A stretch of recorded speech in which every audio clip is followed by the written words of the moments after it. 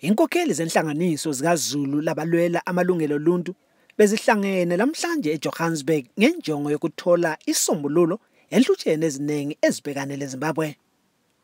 Indaba ebesigudwini kulomhlangano zigoqela imali yamabond notes ezakwethulwa eZimbabwe, ukungasuthiseki kwaZulu ngendlela uhulumende abusa ngayo, umbango wesikhundla sikamongameli Mugabe ebandleni lakhe kanye locuku lwamapholisa lohulumende ebantwini.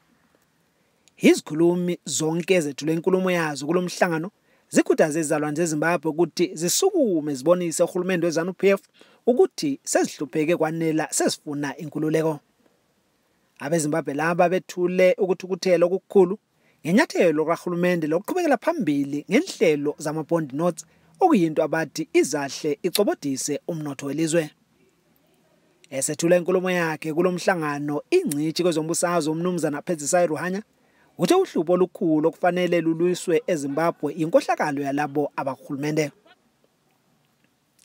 Obona ngoqhutshwa kwenhlelo zebandla leMDC-T kwele South Africa umnumzana Trust Ndlovu uthi sekufanele akusikho ukukhuluma kuphela kodwa ukuthi izizalwane zeZimbabwe zithatha amanyathelo azaletha inguquko ezifunayo.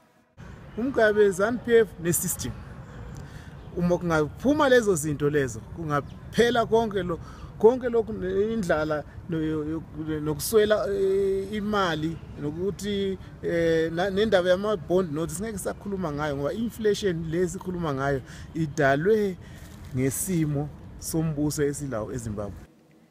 Iningi labakhulume kulombuthano ligcizelele ukuthi kufanele uZulu amanyane abezwilinye kukho konke akufunayo langakufuniyo ukuze isimo siguquke. Mele studio 7 eJohannesburg le South Africa, nginguBenedict Nhlapho.